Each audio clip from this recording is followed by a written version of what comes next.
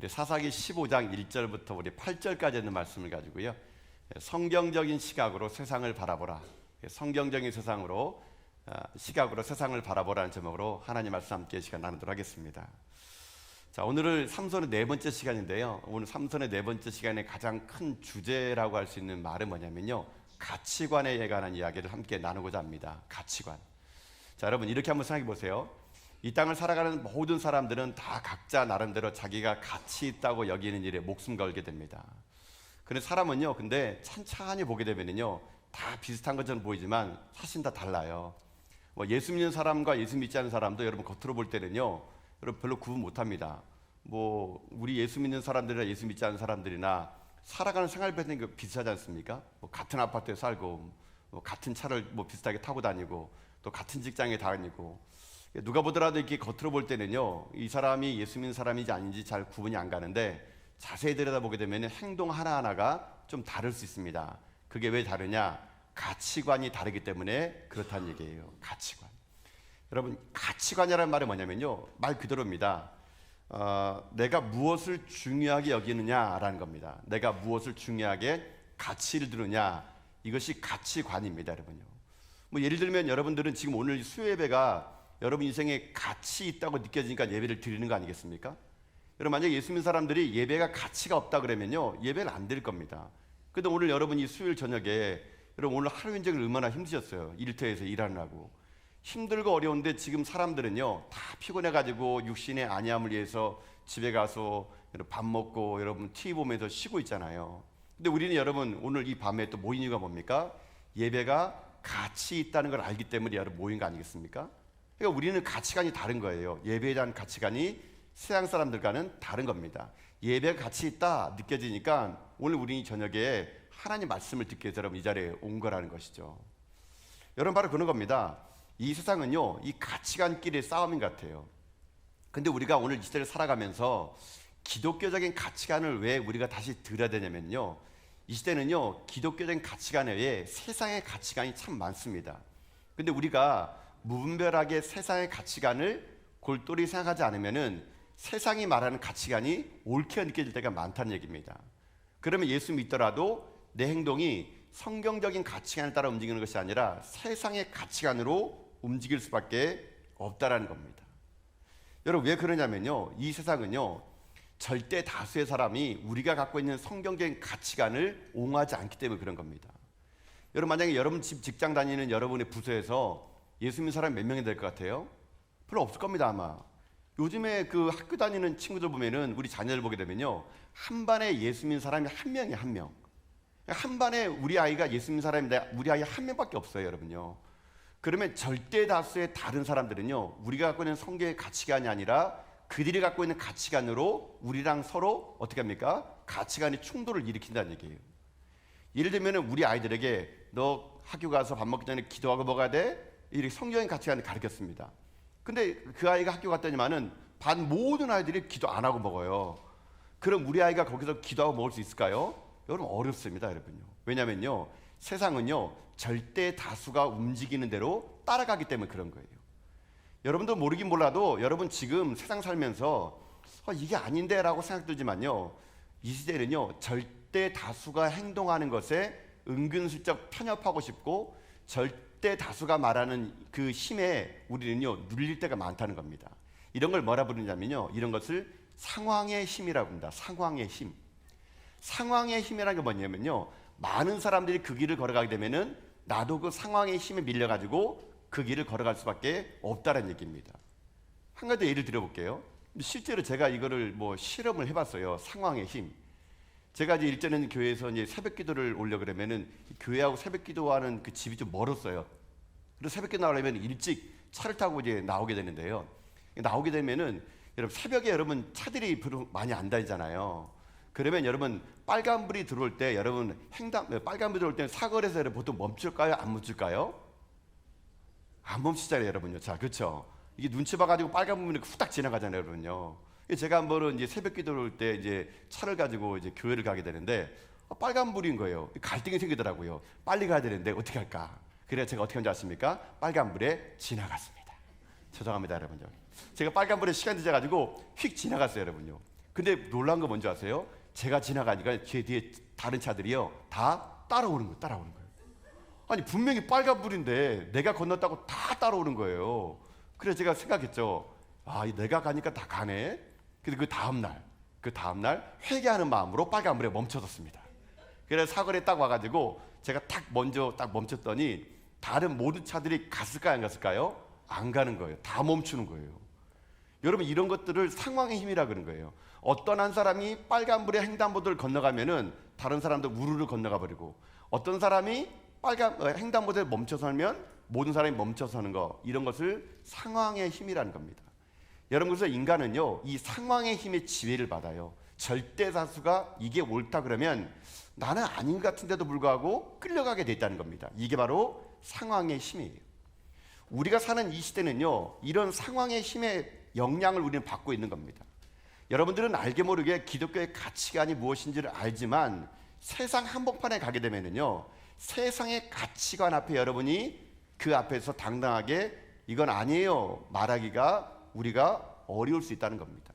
그리고 세상은 우리에게 도전합니다. 그렇게 살지 말라고, 절대 다수가 하는 대로 너 따라가라고, 니만 티낼 필요 있겠니? 그렇게 우리의 인생의 삶의 가치관을 세상의 가치관을 어떻게 합니까? 점점 끌어당기는 것이 이 시대의 우리들의 삶이란 얘기예요. 그냥 오늘 하루를 그냥 여러분 돌아보세요. 여러분 정말 기독교인답게 살았습니까? 아니면 오늘 교회 왔더니 나 맞아 교회 다니는 사람이었지 이렇게 느끼십니까?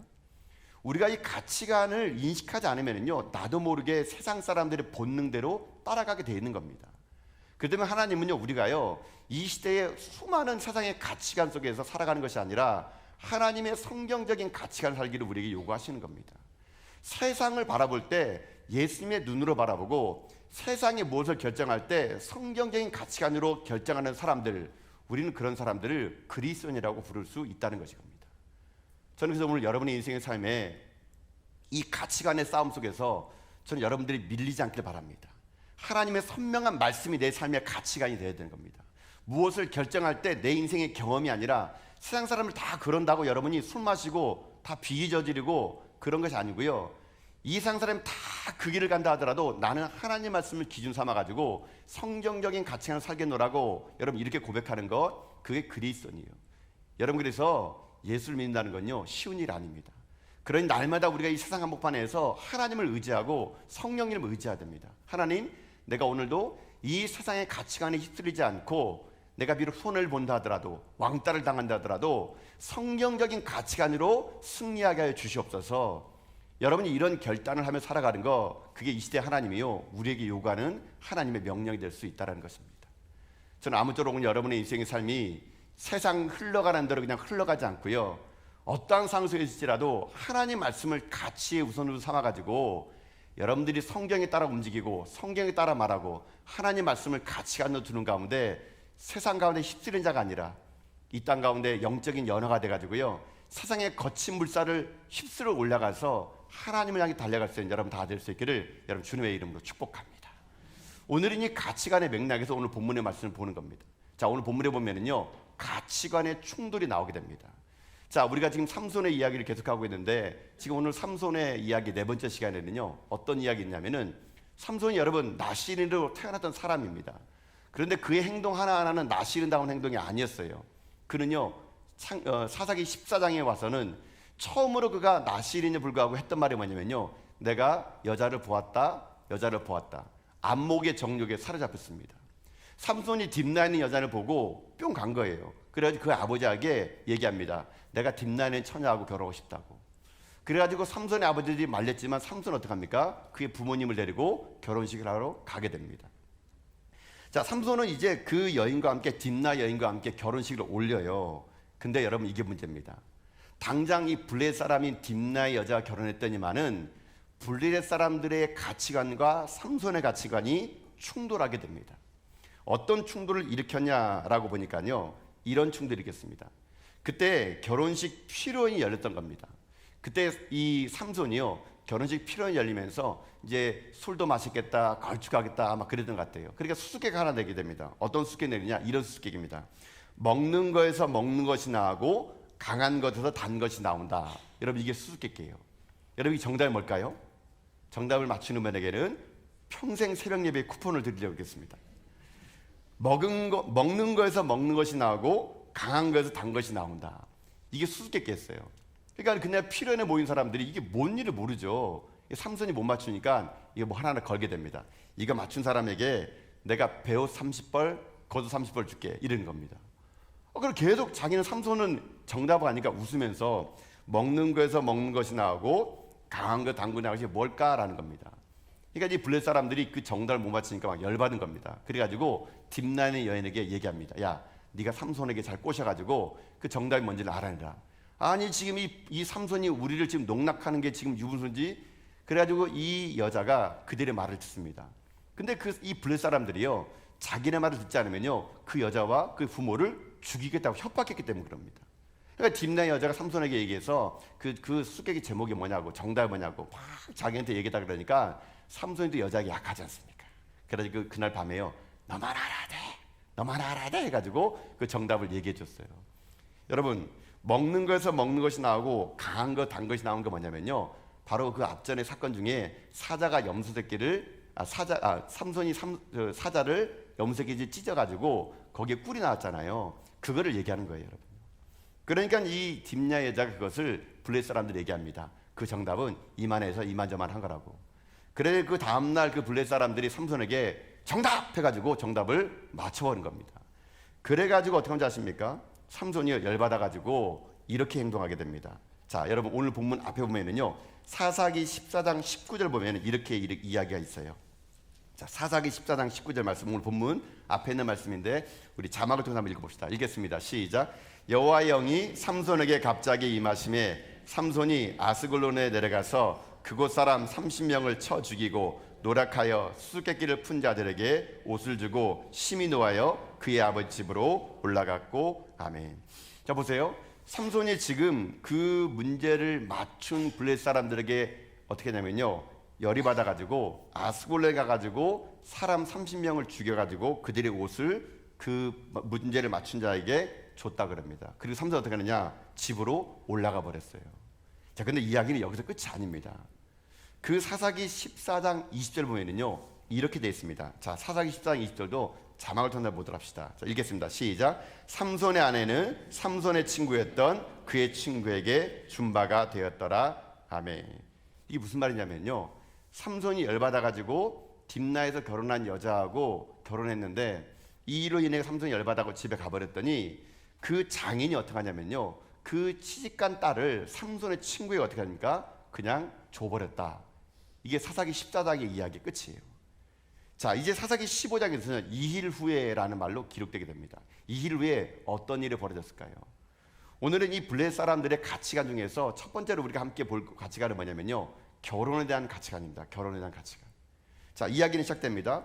삼손의 장인은요, 그의 삼손이 열이 받아가지고 자기 딸을 내팽개친 줄 알고 그의 딸을 어떻게 합니까? 딸을요, 삼손의 친구에게 줘버리게 됩니다.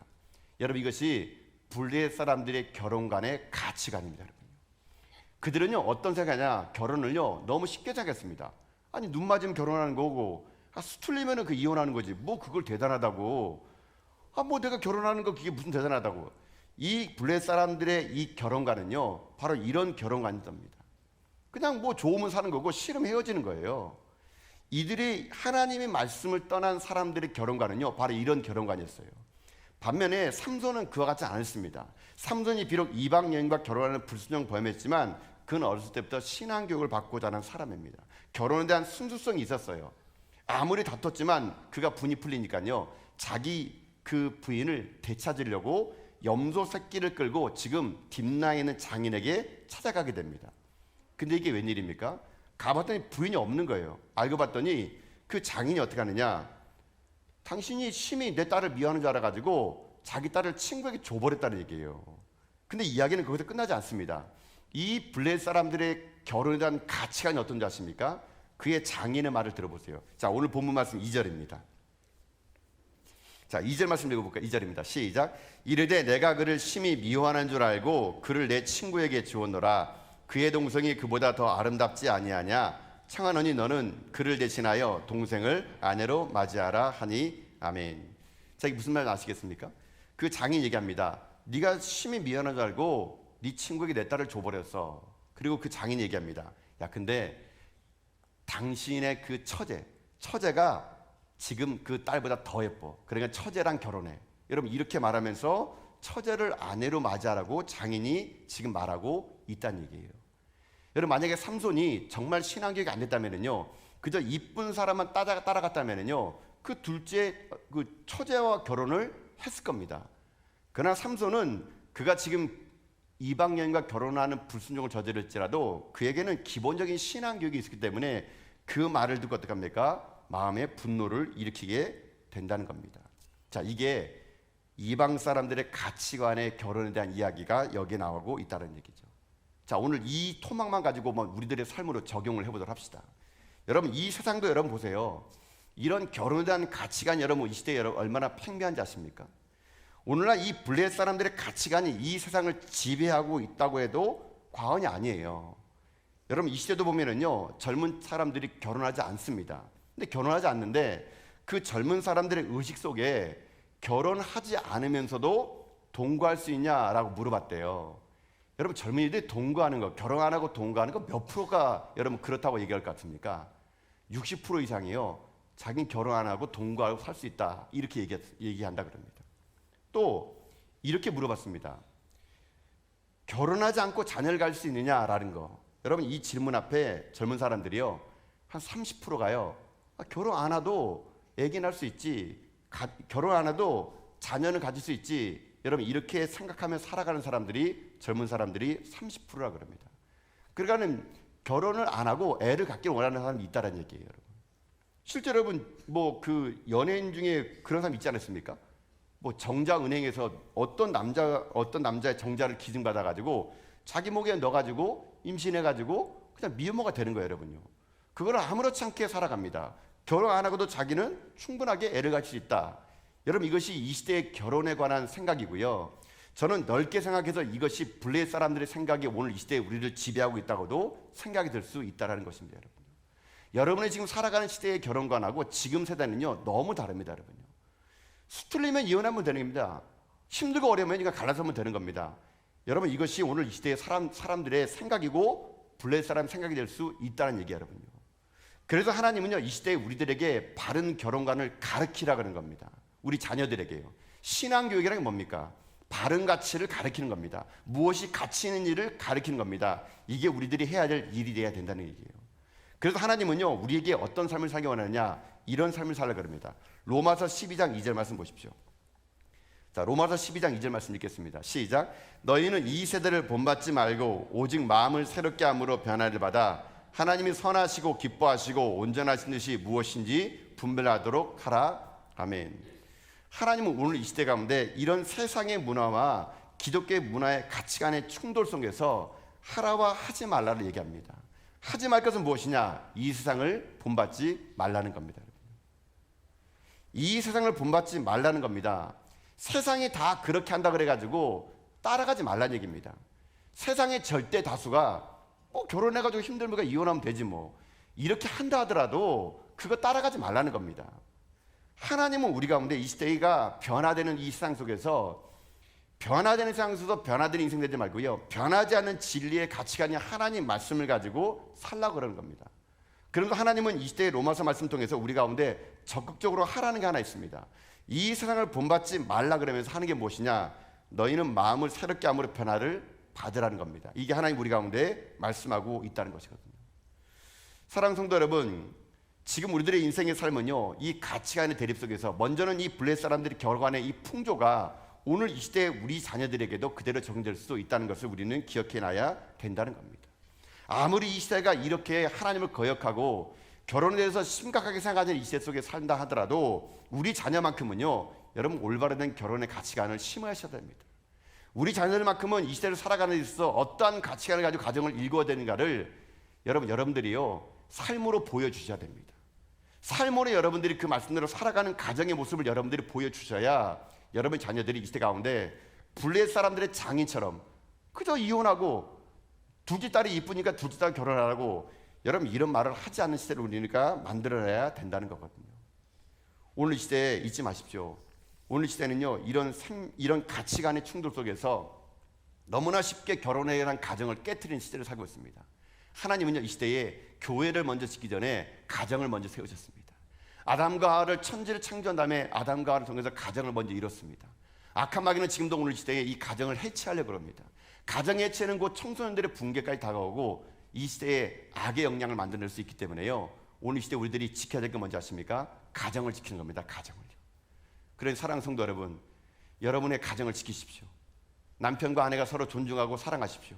여러분의 올바른 결혼 생활이 여러분 자녀들에게 좋은 가치관의 영향을 주셔야 됩니다. 그러려면 내가 먼저 말씀의 성경에 비추어가지고 제대로 살아갈 때 여러분 이 시대의 블레셋 사람들의 가치관이, 이 결혼관이 우리 자녀들에게 들어오지 않을 수 있다는 것입니다.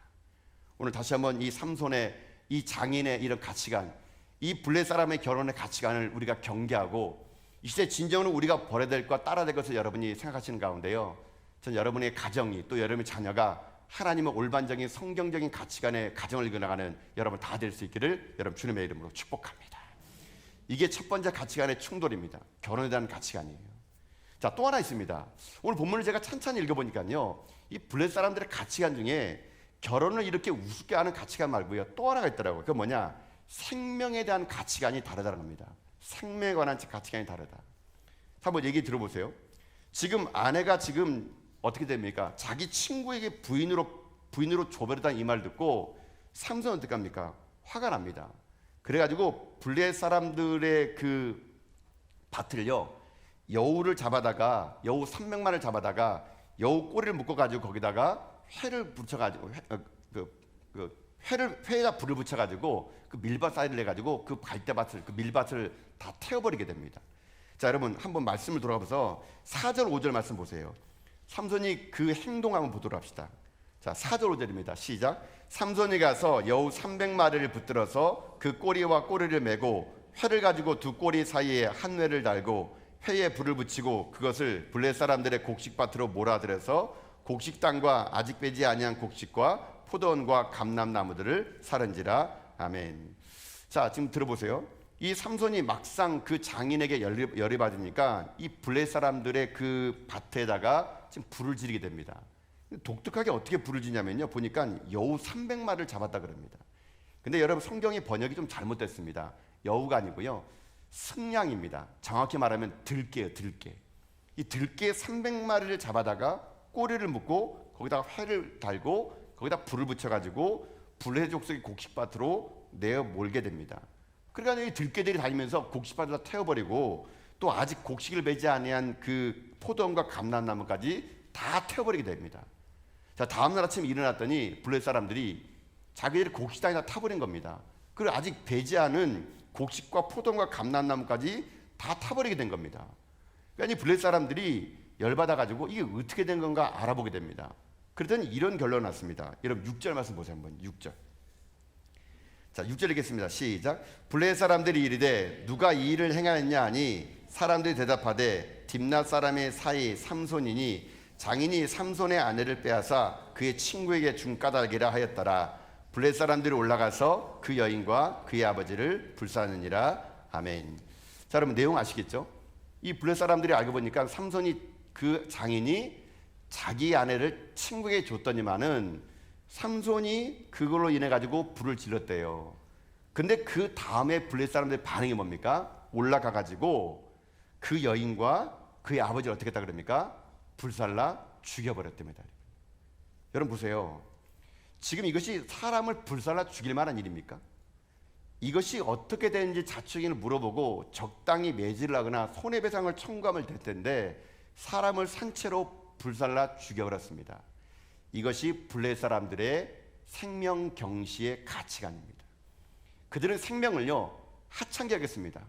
자기들과 뜻이 안 맞으면은 불살라 죽여도 정당하게 느꼈던 겁니다. 이게 블레셋 사람들의 생명에 대한 가치관이라는 것이죠. 자, 이 이야기를 가지고 오늘 이 시대의 삶으로 우리가 적용을 해봅시다. 오늘 이 시대도 마찬가지입니다. 오늘 이 시대에 제가 볼 때는요, 이 기독교의 가장 큰 화두는요 생명입니다. 생명에 대한 관심이 오늘 이 시대는 높아집니다. 왜 높아진지 아십니까? 그만큼 생명에 대한 경시가 이 시대에 풍부하기 때문에 그런 거예요. 오늘날 이 시대 대한민국은요 블레셋 사람들의 가치관처럼요 이 시대는요 생명 알기를 너무 우습게 합니다. 사람을 죽이는 거 너무 쉽게 생각하게 됩니다. 이 시대는요, 생명 경시 풍조 속에 살아갑니다. 그저 층간소음 나면은요, 화나면 사람을 올라가서 죽여버립니다, 여러분요. 묻지마 폭행이 일어나게 되고요. 이 시대에 듣도 못했던 여러분 살인 사건, 여러분 또 보십시오. 영아 유기 사건들, 노인 학대 사건들, 특히 여러분 보세요. 낙태 같은 거. 이 시대는요, 예전에는 차마 입에도 달기 힘든 일들을요, 너무 쉽게 사람을, 생명을 앗아가는 일들을 우리는요, 그저 당연하게 여기고 있는 것을 우리는 보게 됩니다. 저는 그 중에 말세에 나타난 징조 중에 하나가요, 사람을 죽이고 영아를 유기하고 노인을 학대하고 그저 수틀리면은 그냥 가서 사람을 죽여버리는 이 일 중에 가장 제가 가슴 아파하는 거 뭐냐면요, 낙태입니다. 낙태. 여러분 우리나라는 2019년도에 어쩌면 낙태법이 통과된 나라라 볼 수 있습니다. 2019년에 4월에 헌법재판소에서는 기존의 낙태법을 위헌이라고 판결을 내렸습니다. 정부는 이거에 따라서 낙태법의 개정을 촉구했습니다. 그리고 우리나라는 지금 현재 어떻게 낙태법이 개정되냐면은 임신 14주 전까지는 낙태가 가능합니다. 그리고 24주부터는 조건부로 낙태를 허용하는 개정안이 우리나라에 지금 현재 발의되고 있습니다. 그러나 이거에 못지않게 지금도 여전히 낙태법 전면 폐지를 요구하는 나라가 우리나라가 되고 말았던 겁니다. 낙태법 폐지의 가장 큰 원인은 여성의 인권입니다. 물론 여성의 인권을 무시하는 건 아니지만 여성의 인권 때문에 낙태를 해야 하는 비중은요, 조사 결과 4%밖에 되지 않습니다. 95% 되는 그 수치에는 인간의 생명에 대한 존엄성, 낙태에 대해서 그 14주 된 어린 생명에 대한 것에 대해서는 아무런 것이 없다는 것입니다. 제가 그래서 14주가 되면 애가 얼마큼 됐나 한번 살펴봤더니요, 여러분 14주는요 생명 그 자체더라고요. 여러분요, 모든 게 다 있는 거예요. 여러분요, 손발가락 다 있어요. 여러분요, 그 14주 된 아이를 낙태해도 된다는 법이 우리나라에 적용되는, 어쩌면 이 시대는요 생명 경시 풍조가 나타납니다. 물론 낙태를 하지 않기 위해서 여러 가지 다각적인 면이 필요합니다. 우리나라의 청소년들에게 성교육도 필요하고 이 낙태에 대해서 근본적인 원인이 필요하겠지만, 문제는 뭐냐면 이 시대에 이런 낙태뿐만 아니라 살인, 영아유기, 노인학대는 생명 경시가 너무나 쉬워진다는 것이 이 시대의 문제라는 것이죠. 왜 이 시대가 이렇게 생명을 쉽게 여길까요? 왜 사람을 죽이는 것이 오늘날 이렇게 너무나 당연하게 여길까요? 그것은요, 바로 하나님을 두려워하지 않게 되면 그런 겁니다. 여호와에 대한 경외감이 사라지는 곳에는요, 생명에 대한 경외감도 사라집니다. 여호와를 경외하지 않은 땅에서는 뱃속에 있는 태아도 얼마든지 죽여도 된다는 그런 생각에 생명이 경외되는 시대를 살고 있는 겁니다. 성경 곳곳에 보면은요, 그런 얘기가 너무나 많이 나옵니다. 아브라함이 그랄 지방에 갔을 때 자기 아내를 누이라고 속입니다. 그때 왜 속였느냐? 성경은 얘기합니다. 하나님을 경외하지 않은 땅에서 아브라함이 죽임을 당할까 자기 아내를 그 누이라고 속였다고 기록되어 있는 것입니다. 여러분, 하나님을 경외하지 않은 땅, 하나님을 두려워하지 않게 되면요, 생명 또한 두려워하지 않게 됩니다. 사람을 죽이고 살린 것을 너무 쉽게 생각합니다. 그러나 오늘 이 시대에 우리들이 할 일은 뭔지 아십니까? 하나님을 두려워하면, 하나님을 경외해야 됩니다. 생명에 대해서 다시 한번 우리가 하나님의 주신 생명을요, 우리가 보존하고 지키는 일에 우리가 앞장서야 된다는 것이죠. 모세가 출생할 당시에 바로의 명령을 듣지 않은 자가 있었습니다. 시프라와 부하. 그들이 왜 바로의 명령 앞에 왜 갓 태어난 아이들을 살려냈을까요? 그것은 이렇게 성경은 기록합니다. 출애굽기 1장 17절 말씀입니다. 자, 출애굽기 1장 17절 말씀겠습니다. 시작. 그러나 산파들이 하나님을 두려워하여 애굽왕의 명령을 어기고 남자 아기들을 살린지라. 아멘. 이 시프라와 부하는 왜 생명을 살렸을까요? 간단합니다. 하나님을 두려워한 겁니다. 이것은 결국 하나님을 경외했다라는 것이죠. 하나님을 경외하면 생명을 경외하게 되어 있다는 것입니다. 여러분, 여러분의 인생의 삶에 있어서 하나님을 얼마큼 두려워하고 얼마나 경외하느냐가 내가 상대방에 대한 생명에 대한 존경감으로 우리는 나타나게 되어 있다는 것이죠. 시프라와 부하는요, 하나님을 신뢰했습니다. 하나님을 경외했습니다. 하나님을 두려워했습니다. 그래서 바로의 명령 앞에서도 그 시프라와 부하는 그 생명을 지키는 일에 노력을 했다라는 것이죠. 오늘 시대에 우리들의 이 생명 경시 풍조의 가치관이 이 시대를 난무하는 시대 속에서 여러분, 우리가 할 일은 그겁니다. 하나님을 두려워하는 겁니다. 우리가 사람을 폭력으로 대해서는 안 됩니다. 사람을 함부로 우리가 말로 폭력으로 여러분 때려서도 안 되고요. 생명을 앗아가는 일은 우리 기독교인들은 해서는 안 됩니다. 하나님을 두려움이 없어지면 생명에 대한 경외감도 사라집니다. 오늘 이 시대에 다시 한번 우리의 삶이 세상이 난폭해져 가고 돈 앞에서는 사람의 생명을 죽이는 이 시스템 속에서 우리가 할 일은 다시 하나님을 경외하는 세상을 만들어야 된다는 겁니다. 하나님이 살아계시고 하나님이 이 땅 가운데 생명의 주관자는 하나님이라는 것을 알아야 된다는 것입니다. 이 생명을 지키는 거, 이게 우리들이 해야 될 일이라는 것이죠. 여러분, 이 생명을 지키는 일에는 또 하나가 있습니다. 우리가 남을 생명을 뺏어가는 일만큼 중요한 게 하나 있습니다. 내 생명도 내가 지켜야 됩니다. 오늘 이 시대 보십시오. 조금만 힘들고 어려우면 사람들이 자살합니다. 여러분, 10계명 중에 살인하지 말지라는 말 중에는요, 타인에 대한 살인만 얘기하는 것이 아닙니다. 자기가 자기를 살해하는 것도 해서는 안 됩니다. 여러분, 이 시대 너무나 힘들고 어려운 세상 속에서 우리는 생명을 무시하고 생명을 경외하지 않는 세상 속에서 블레셋 사람들의 이 가치관이 우리를 지배합니다. 그저 나와 뜻이 안 맞으면은 살아있는 사람 불태워 죽이는 세상. 여러분, 다시 한번 우리들이 이 시대에 생명을 경시하는 시대를 만들어야 됩니다. 생명의 소중함, 하나님께서 이 땅 가운데 주신 하나님이 형상으로 지은 사람에 대한 존경심, 이것이 우리 가운데 회복될 때 이 사사기 시대의 어둠은 우리 가운데 있지 않을 수 있다는 것입니다. 그런 사랑하는 성도 여러분, 오늘 여러분의 생명을 존중하게 여기시고 나의 생명을 존중하게 여기는 것처럼 상대방의 생명 또한 존중히 여기십시오. 그러나 그 모든 근원에 우리가 먼저 해야 될 것은 하나님을 경외하는 겁니다. 여러분, 하나님을 두려워하셔야 됩니다. 하나님을 경외하셔야 됩니다. 그분이 생명은 하나님이 취하는 것이고 하나님 주신 것이기 때문에 함부로 우리가 사람에 대해서 생명을 취하는 일은 금지가 돼야 됩니다. 다시 한번 이 시대 가운데 생명이 경시되는 이 시대에서 우리 기독교가, 우리 그리스도인들이 다시 한번 생명에 대한 경외감을 불타오르는 세상을 만들어서 이 시대의 블레셋 사람들의 가치관이 세상을 지배하는 것이 아니라 하나님의 형상으로 받는 하나님의 사람이 얼마나 생명이 소중한 것인가를 우리가 다시 한번 일깨워 가운데 이 시대의 생명을 살리는 일에 저는 우리 기독교인들이 하나님의 성경의 가치관을 살아갈 수 있는 여러분 다 될 수 있기를 여러분 주님의 이름으로 축복합니다. 사랑하는 성도 여러분, 오늘 우리는 삼손의 이야기를 통해서 이 시대의 가치관에 대해서 함께 살펴봤습니다. 가치관은 내가 어떤 가치를 가지고 세상을 바라보느냐인 것입니다. 여러분 자녀들에게 올바른 결혼의 가치관을 가르치시고 여러분들이 그 자녀에게 무엇이 성경적인 결혼관인가를 가정에서 여러분들이 부부끼리 삶으로 보여주십시오.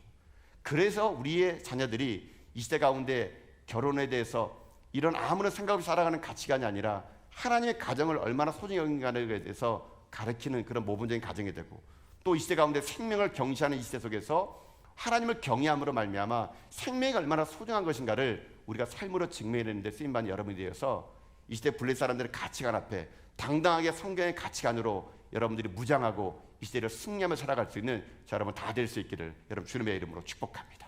아멘. 여러분 시간 그 마음 가지고 함께 계시는 이 찬양 함께 합시다.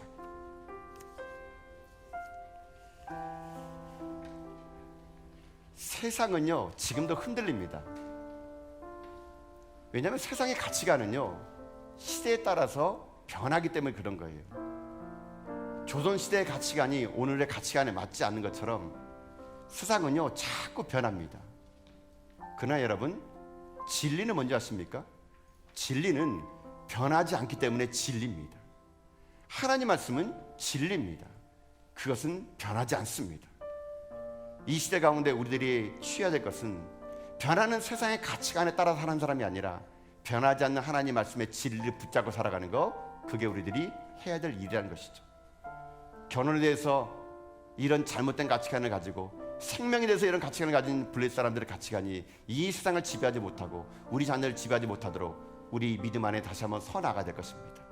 우리 그 마음의 결단을요 이 찬양을 통해서 함께 부르는 가운데 주님, 세상 흔들려도 우리는 흔들리지 않고 주님의 믿음으로 살 수 있도록 우리 가운데 함께 해달라고 우리 찬양을 함께 부르며 나아가기 원합니다. 찬양합니다. 세상 흔들리고 세상 흔들리고 사람들은 변하여도 사람들은 우리 고백합시다. 나는 주를 섬기리. 나는 주를 섬기리. 주님의 사랑은 주님의 사랑은 영원히 변하지 않네. 영원히 변하지 나는 주를 신뢰합니다. 나는 주를 다시 한번 찬양해 볼까요? 고백합시다. 세상 흔들리고 세상 흔들리고 사람은 변하여도 주님이 변하지 않으니 나는 주를 섬기며 살리라. 나는 주를 섬기리. 주님의 사랑은 영원히 변하지 않네. 영원히 변하지 나는 주를 않네. 신뢰해. 나는 주를 우리 그 마음을 가지고 이 찬양을 고백합니다. 오직 믿음으로 내가 살리라. 오직 믿음으로 주님, 우리가 이 믿음으로 살게 하여 주옵소서. 믿음으로 내가 살리라. 오직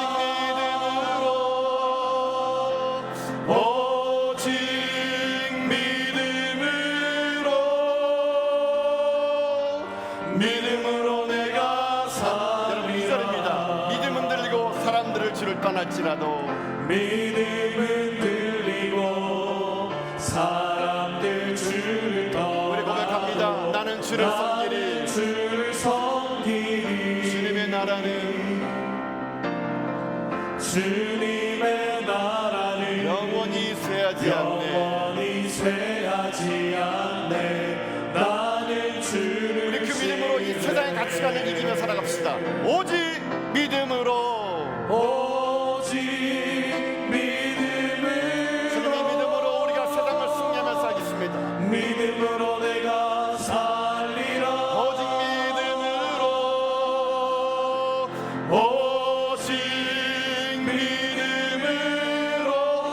믿음으로 내가 살리라. 믿음으로 내가 살리라. 고백합니다. 오직 의인은 믿음으로 오직 의인은 믿음으로 말미암아 살리라. 오직 의인은 믿음으로 말미암아 마지막으로 고백합니다. 오직 믿음으로 내가 살리라. 오직 주님이 믿음으로 세상의 가치관을 이겨내게 하여 주시옵소서. 믿음으로 내가 살리라. 오직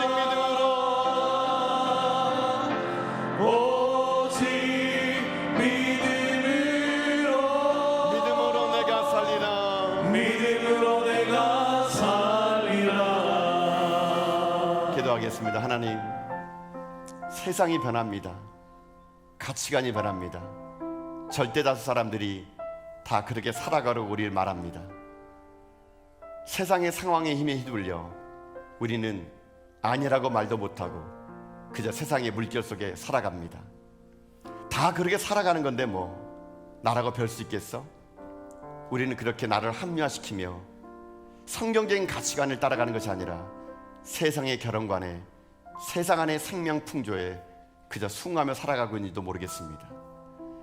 비단 결혼과 생명뿐만 아니라 우리의 삶의 모든 전반적인 가치관들이 반기독교적인 가치관 속에서 우리의 삶을 유혹합니다.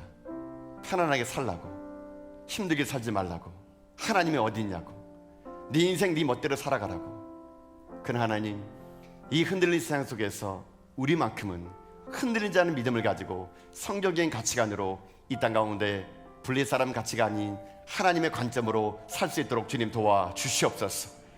우리의 가정을 지켜주옵소서. 우리 자녀를 지켜주옵소서. 이 땅의 생명을 주님 지켜보아여 주시옵소서.